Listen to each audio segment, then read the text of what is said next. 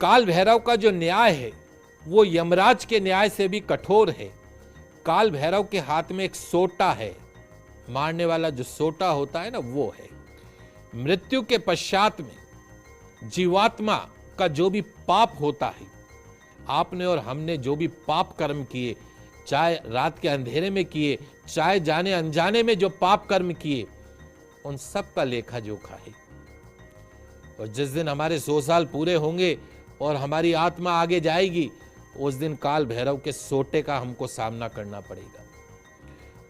तो हमारे द्वारा किए गए पाप को दूर करने के लिए काल भैरव जो है हमारी या मृत व्यक्ति की आत्मा को सोटे से पिटाई करते हैं, जोर जोर से पिटाई करते, कोड़े बोलते हैं ना जिसको, कोड़े से पिटाई होती है। जो जितना पापी होता है,